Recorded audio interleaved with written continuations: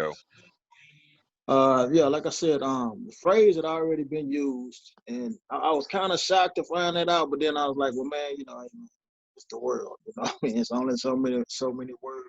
Mm. I was kind of disappointed, but the thought actually came from me organically. I didn't see "Hate Is the New Love" say it anywhere else. It just popped in my head like, damn, you know what? All this negativity going around, racism, people anti-gay, anti-LGBT, anti-everything. It's just like the whole world is like just hating on each other. Mm-hmm. And then I went back to my childhood where it wasn't like that. Mm. Everybody loved everybody. And then so I just like, man, this is like hate is no love. And I was like, yeah, that's catchy. That's catchy. So then after that, I started penning the hook to the song. And then, when we got together, really Blank was like, shit, that's the title. Of the project. You know what I'm saying? Yeah. I was like, well, shit, let's rock. It kind of fit everything that was going on.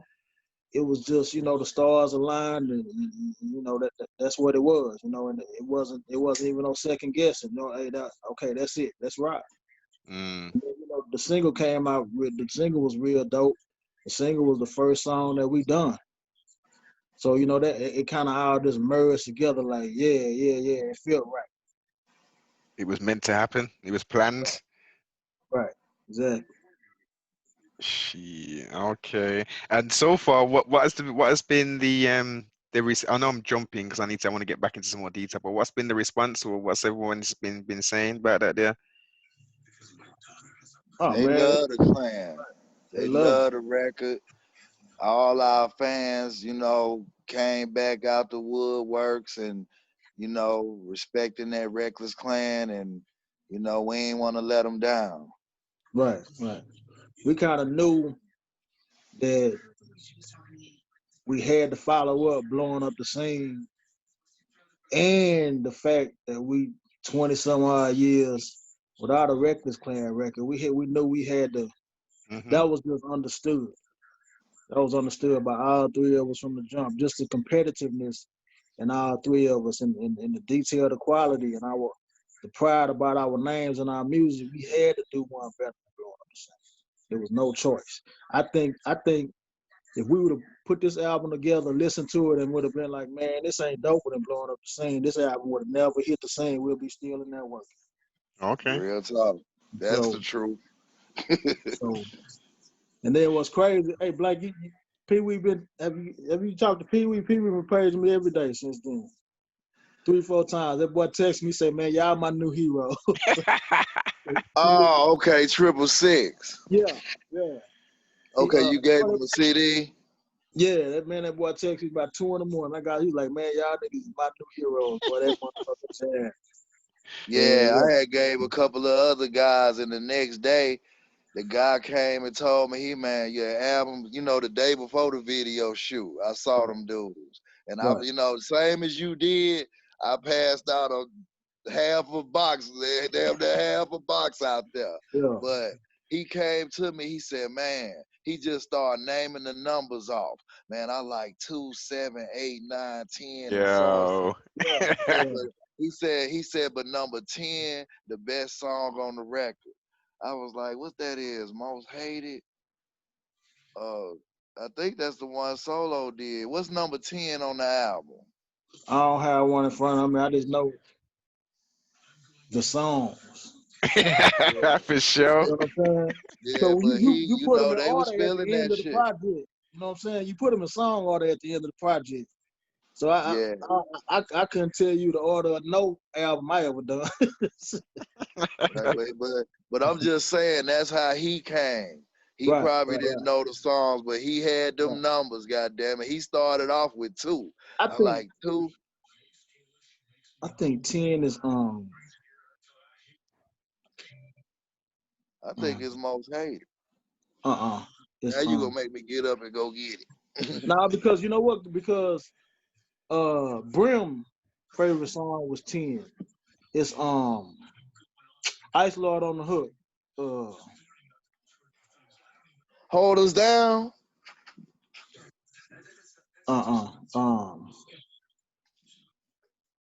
Ice Lord say I packed a 9mm. I travel lightly. What's that, Pete? What y'all talking about? When you say you packed a 9 and you travel light. Number 10 on Hate Is the New Love. I got the record. Oh, that's at all costs. At all What? costs. Oh, all right. Yeah. That's with Cat on the hook, huh? Yeah. Is that it? Oh, I was thinking. Oh, no, I was thinking a different song. What? Yeah, at all costs is number 10. But you know, he was just running them off, and that let you know he listened. Uh-huh. Right. And by us being 2020 Wreckless Klan, I mean, I put the house on it because I know that motherfucker jamming from beginning to end. But what you would like to know is, do the fans feel the same way?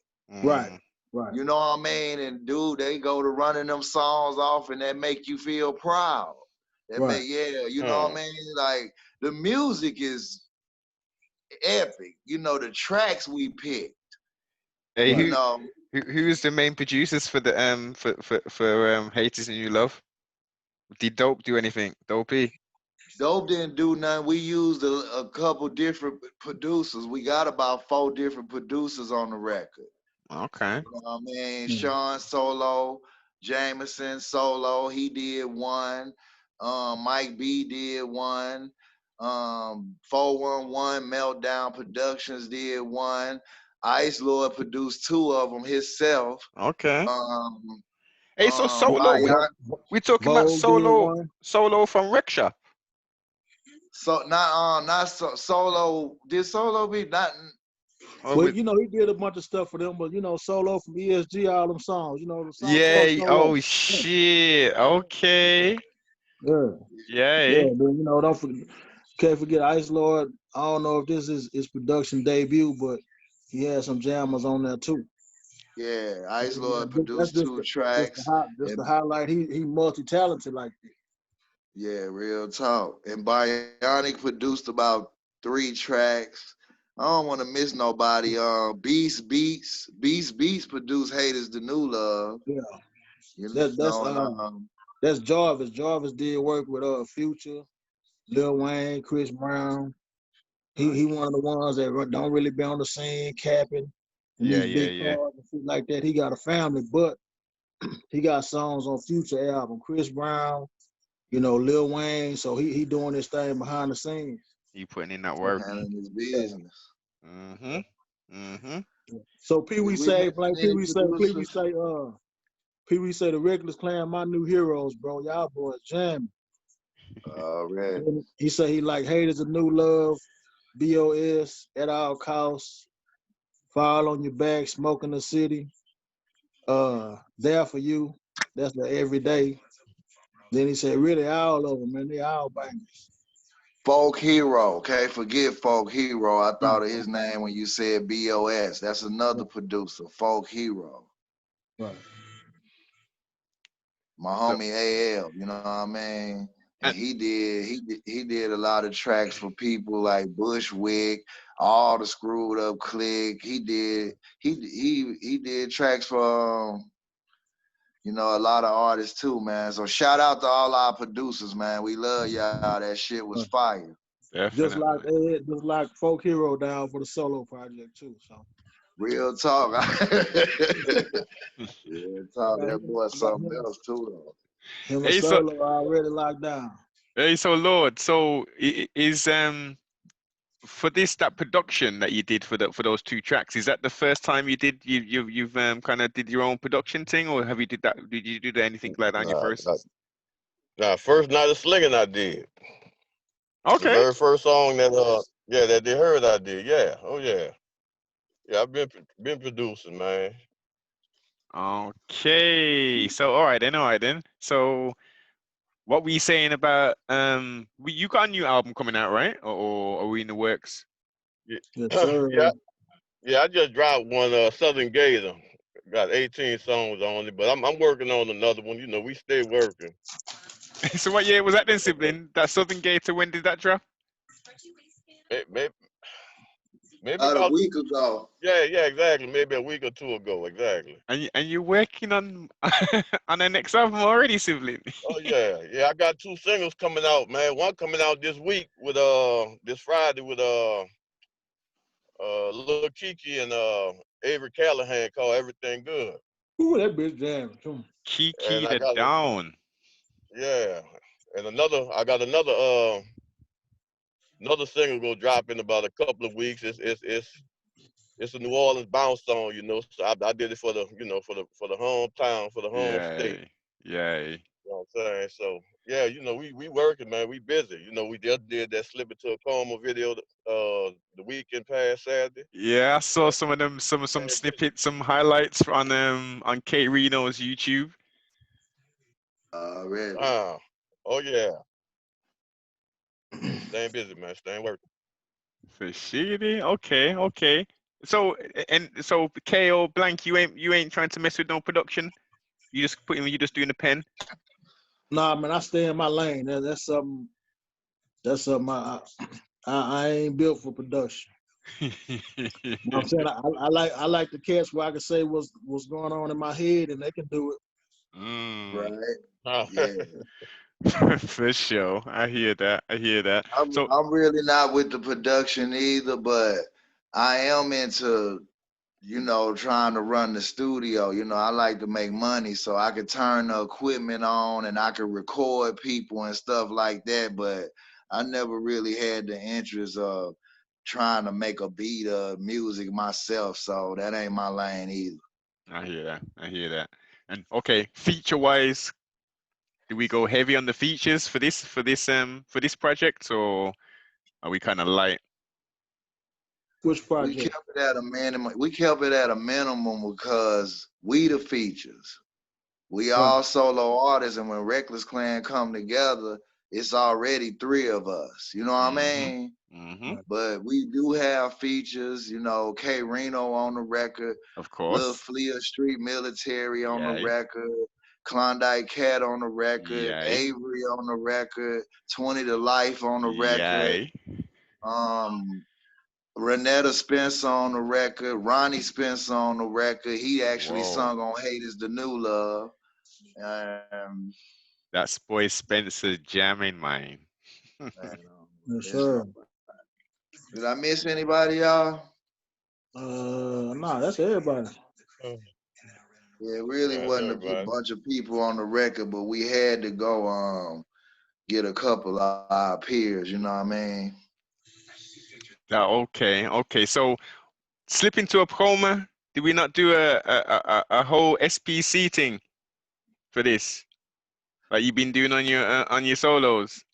Nah, we ain't got no click song on this, and we did have a click song on the first Wreckless Klan album, but Yeah. we just did a couple of features and we just left it at that on Hmm. this one this time. That's all good. That's all good.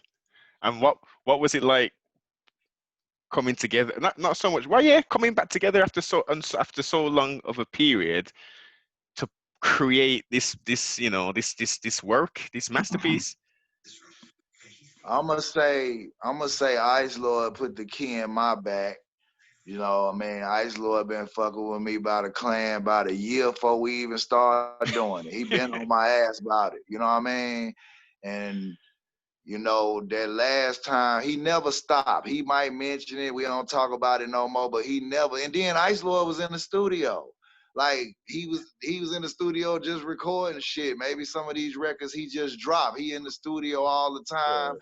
And Mm-hmm. he just forced that hand on that one. Hey, let's do this Reckless Klan. And it was time. Hmm. We all got different lives going on, but it just happened at the right time. PSK was ready. Mm-hmm. We all vets in the game. So it ain't like we had to be together to write the shit. And if you didn't know that, I don't think we was together writing nothing. You know what I mean? Like PSK say, Smoke in the City, that was a solo song of his. That song been on the shelf. Now Hmm. we did it a year before it came out, but he might have had it 6 months before we fucked with it. Hmm. There was songs in the vault. you know, and Hate is the New Love came from PSK. He just sent me emails of all his shit. And I started going through that shit. I said, man, this one right here, this Hate is the New Love, man. This motherfucker, we need to do this. You know what I Yep. mean? And on Ice Lord as well, some of them songs was, you know, Ice Lord probably had in his vault. We all brought jewels out the vault for the clan. Mm-hmm. You know what I Right. mean? It's a couple of the ideas that I already had made. You know what I mean? So let's just say the first 4 or 5 songs Right. came from songs that we already had already. I was using like Fall on Your Back. That was already done. You know, I was gonna use it for a point blank record. So we all took jewels and started this shit, and then we just completed the rest. And even on the rest, we'll send each other the beats. We'll agree that we like them, and we'll just start attacking it and communicating every day. If whoever come up with a hook, we like that shit, and then we attack the verses.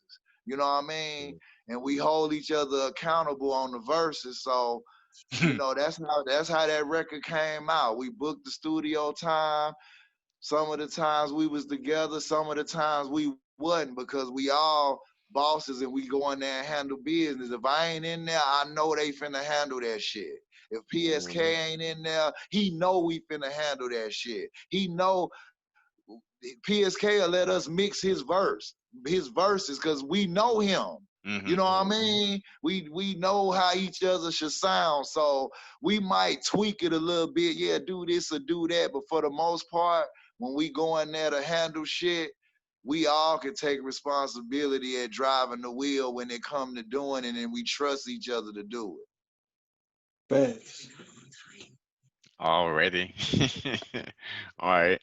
So the process, as you say, it sounded real organic, and everybody, as you say, got the jewels together, and collectively you created the crown, which is Hate is the New Love.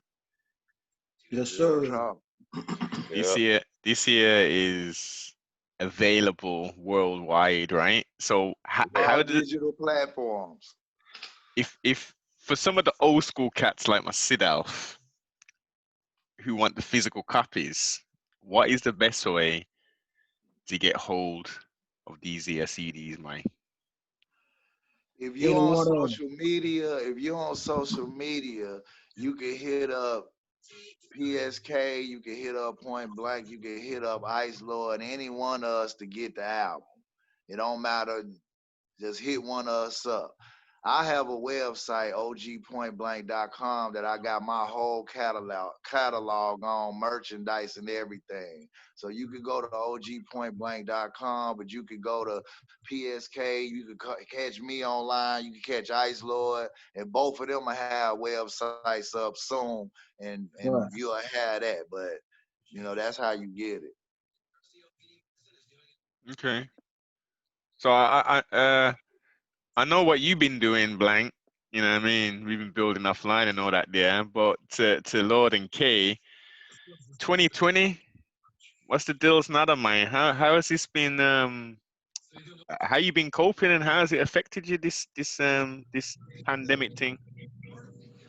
Well, that's for me, man. I worked pretty much through the whole pandemic, you know, because of the type of work I do. I was an essential worker, Hmm. and you know, just dealing with the stress, man, on family members that were, you know, so to speak, stuck in the house, quarantine. You know, I know it was tough on them, and you know, the effect extends way past the actual disease itself. Oh yeah. You know, so you know, everybody really going through it right now, you know, in some form or fashion, you know, even if you don't have any family members or friends or anyone you know that actually has the disease, you know, it still affects us, you know, in the very minute, smallest of ways. So, you know, it's just about staying focused, man. And, you know, at the end of the day, we humans, man, we adapt, we survive. And, you know, it's just like anything else in life, man. You know, life might not ever be the same as it was before this, But you know, hey, that's what we do as humans, man. We adapt to survive. So that's the mode I'm in. You know, as far as me, myself, and my family, my friends, WK. You know, man, we all just trying to look out after each other, and like Mike always say, and do what's right, man. As far as the rest of the year, uh, I'm gonna continue to work on my solo project and try to get that out early in 2021. You got a title for that, sibling? Yeah, strap music. So it's a play on words, everybody on that trap music shit right now. So I went ahead and and coined my own music genre. We're gonna call it strap music. Yay. Basically, we staying strapped, and dealing with all the bullshit. Strap don't necessarily mean, a strap or gun per se. It's mental awareness. Yes. It's being on top of your game and being prepared for whatever at all times. So, but look for that, man. 2021.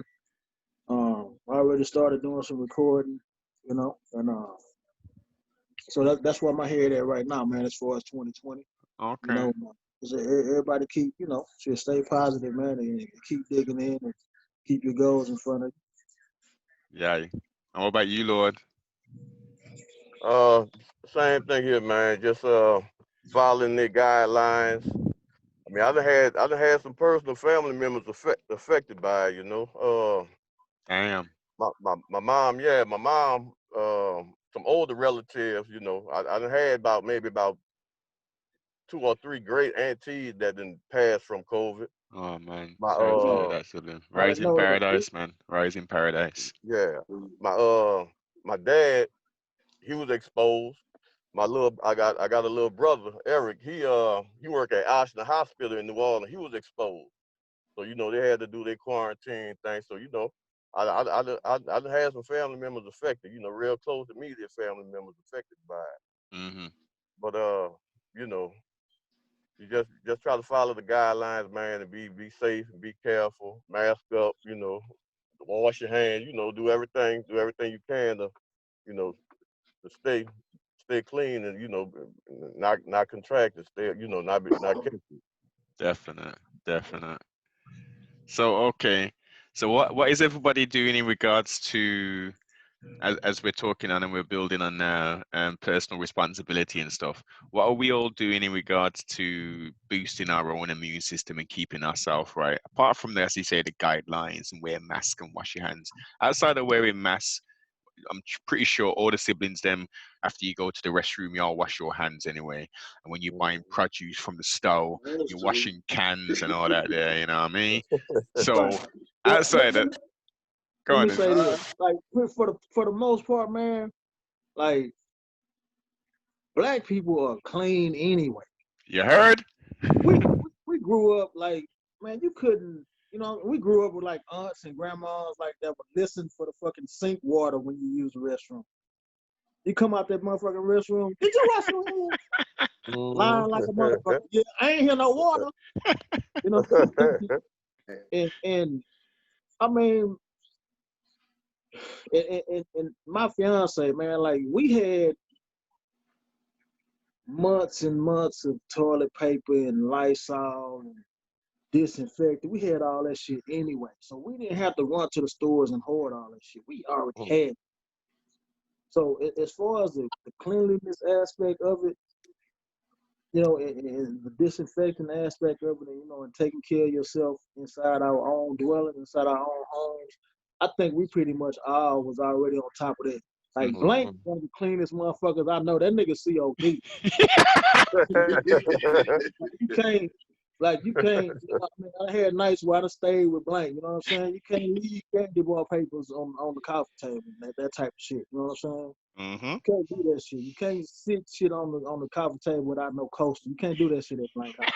You know what I'm saying? So that nigga that was already OCD clean anyway. You know what I'm saying? For shiggity, man. I hear that. I just sit back and think like just a year ago, we never would have thought we'll be living like this.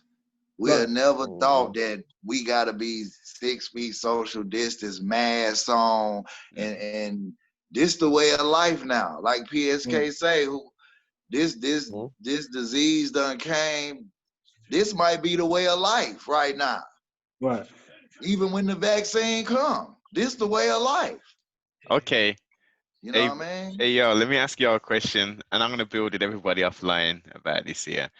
But obviously, the whole world is talking about producing a vaccination and all this kind of stuff, right?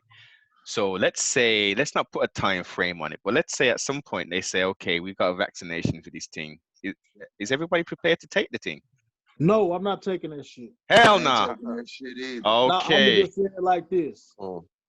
I'm not taking no flu shots. I'm not taking shit they can put inside of me. speak on it, sibling. I don't know what they putting in me. All I know is what they telling me they putting in Mm-hmm. me. And the way shit been turning out as of late, these last decades or whatever, I don't trust that shit. Mm-hmm. And then my final thing on this is, if they don't have a cure for the fucking common cold, or they don't have a cure, because the flu shot ain't a fucking cure, it's a preventative measure. Yep. So if they don't have a cure for the cold or the flu, what the fuck make you think they're gonna have a cure for COVID in 9-10 months? Exactly. I'm not buying it. I Real mean, it talk. don't make no sense, does it, sibling? You can't pay. You could pay me $1 million to take that motherfucking shot. Not Already. gonna take. I already don't take flu shots, and I ain't gonna Right. lie. I took one flu shot in my life, and my wife told me not to take that motherfucker. But I don't know why I took it, because I never took it in my life. Man, I took that motherfucking flu shot. Yeah. I'm talking about the next night when I woke up, Yep. ceiling was spinning. I Mm, thought I had some brain shit going on. You know damn. what I mean? The ceiling was spinning and my blood pressure was high. I've never had high blood pressure. My blood pressure high, the ceiling spinning. I'm rushing back to the doctor like, nigga, this shot made this shit happen to me. I told them that. Yeah. And they telling me it ain't. But I'm like, nigga, this shit, that wasn't happening to me. Exactly. You know what I mean? Yeah. So they end up sending me to an ear and throat doctor. And they said something about some crystals was moved in my ear. And what's the Some name of that bullshit. shit? What they call it? They called it something, man. Some kind They of was ear trying. issue. No, they was saying when the crystals come out your ear, it fuck your balance up and shit. It's a name Vitiligo, for it, Kay. vitiligo, No, vitiligo. that's a skin disease. Vertigo. Vertigo. Vertigo. Vertigo. Yeah, they was trying to say I had vertigo and telling me to do all these head exercises. Eventually, it all went away. But I promise you, that shit came about after that shot. Of course. Right. Just coincidentally, this shit happened right after you took the shot, and they trying to. Right They after trying to it went, and it wasn't nothing wrong with me when I right. went. I stay at the Because doctor getting my checkups, getting my physical. So right. wasn't shit wrong with me Right. when I went to the Right. doctor. Because they didn't I'm want to just have to going to get an document that shit. exam. You Right. give me this flu shot, and I go home, and I'm starting to decline. You know, Right. like what the fuck Right. going on? You know what I mean? Yeah, right. They pulled that 52 fake out because they didn't want to have to document your case. They didn't want to Yeah. have to document the results of that shot. So they're gonna send you somewhere else and say, "Well, you got vertigo." Yeah. Yeah. And get out of here. I never had that to happen again, and I pray it Before never RC, happen again. And for people that really got vertigo and that shit going on, I pray for you, because that shit scared the fuck out of me. right? Like real talk, the moving the room in my head, that shit scared the shit out of me, man. And that's just real talk. But am I taking a vaccine? Fuck no. My kids ain't in school now; they online. Yes. I don't trust none of that shit. And only way they put something in me behind that shit, if I catch the shit and they had to put me in the hospital to get me well. Other than that, that's when you find a cure for that. If I get the shit, let me be able to go to the hospital and get treated. You ain't giving me nothing. I already survived not having it right now. Why the fuck would I let you give me something? Yeah. Right. You know what I mean? Get everybody else well who got the shit. You know what I mean? Exactly. It's very strange times that we live in, man. Very strange and perilous times we live in. We've got to be very diligent and aware. And I would suggest people not just, especially for our parents and stuff age, they're sat in isolated, in at home watching television, and it's just fear porn that they're putting on. It's just fear and death that they're promoting. They're not talking about living life and how can you come over this and how can you combat it and keep your mental health well and all that kind of stuff. They're just saying people are going to die, you're dying, how much thousands of people them are dying, and then the CDC turn around and say the figures that we promoted X amount of weeks or months before is actually incorrect, and it's only now, what is it, 6% of the deaths are actually correct or something. Right. It's like, what do we Bottom believe? line, they don't know. They didn't know shit. Exactly. Corona popped up on the scene, and let the truth be told, they ain't know what the fuck to do. You know what I mean? And again, they go back to Trump dumbass. He just wanna abolish anything that Obama put in office, because Obama had already left the playbook for this, had already had the squad established for this, because he knew it was gonna be some kind of pandemic going on. He had already had this shit set up. He left the plan with Trump and his administration. They immediately just do away with it, just because Obama did it. You know what I'm saying? Obama could paint the motherfucking Oval Office light blue, and Trump just went in there and just changed that bitch because Obama did. It's the politics. That's the whole fundamental basis of that whole Trump administration. Their whole platform, man. It's just, well, whatever Obama did, we just gonna do the opposite. I don't give a fuck what it is. Yep. Undo everything. Right. And it's clear for me from me sitting over here in the UK, it just seems like, and the same rules would apply here in the UK. You're all in the belly of the beast and I'm in the brains of the beast. It seems just like they're trying to create so much differences, as y'all said before, so much differences between quote unquote races and nations and genders and ideologies and all this kind of thing. It's like they want everybody to war, that and taking their minds off the bigger picture of, like, okay, we're all here as the masses, and we got these trillionaires and billionaires and corporations and presidents and prime ministers making ridiculous amounts of money and putting all of these rules and sanctions on businesses and people, that you can't go and see your mother and your grandma and all this kind of foolishness. It don't make no damn sense, man. Right. Well, like I said, it's all a plan, man.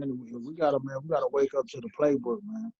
We just gotta wake up to that shit, man. And no matter how harsh the reality is to us, because some of us gonna take the reality differently. Some of us been mentally prepared for it. Some of us understand, and some of us just is gonna blindside. But we gotta be ready to take all that information in, man, and do right with it. You know what I'm saying? Like they want a physical war with guns and shit like that, because black people only make up 14% of the population here. Yeah. So when you Mexicans a little bit more than blacks, Latinos a little bit more than blacks. So when you most of the population and most of your people got guns, that's what you want. They don't want us to learn nothing. Reckless They don't want us to Klan. learn nothing. They want us to go get our guns just like they do, and then they want to meet in the field, and with 75% whites and 14% blacks. That's what they want. 75% of whites, 75% versus 14% with guns. Who gonna win? They are. That's what they want. Numbers. Right. So us, I said before, us as black folks, man, and us as the minority, man, we smarter than this anyway. We ain't gonna fall for that dumb shit anyway. Mhm. But when the time is right, man, we gonna all come together and use our heads. I mean, just like the saying say, man, all we want is to be treated equal. What if we wanted revenge? Oh shit. You know Yep, what I'm saying? exactly. Shit get real ugly, you know? Mm, And we the chosen people, man. I'm not scared to die for it. mhm. Because in the end, we the chosen people, man. God gonna rock with us. He always is. Already, man. We still here, right? Right. Right. You know, after all of that, what our foreparents went through, you know what I mean? We still Right. here through Still here. the crack epidemic, through Still here. the And redlining. they don't even want to. They don't even want to treat us equal. Because really, them treating us equal is one more step to us being superior. Yeah, and unfortunately, as Dr. Francis Creswelsing said, they're afraid of genetic annihilation, rising paradise. So that's issue as That's what well. I mean by treating us equal. That's just one more step to them recognizing us as being superior, or we taking another step to our superiority. Mm. They don't even want to treat us equal because they know what's gonna happen after we get treated equal. When we get treated equal, our superiority gonna show. And it's a small percentage, man. As you say, you know, that there's you've got these keyboard warriors and the powers that shouldn't be, who are a minority of the Caucasian race, and it's not all of them who have this kind of mentality and this kind of idea. So it's incumbent on the good people, white folk, to say, you know what, we're not having this kind of system no more. We're tired of it. We want, as we're talking about, we want equality. And how we bring forth equality is by us making that change as well. Not just typing something on social media, actually going to your place of work, affecting physical change right there on the spot. If you're a business owner, do what you're supposed to do. If you're a Right, politician, do what you're supposed to do.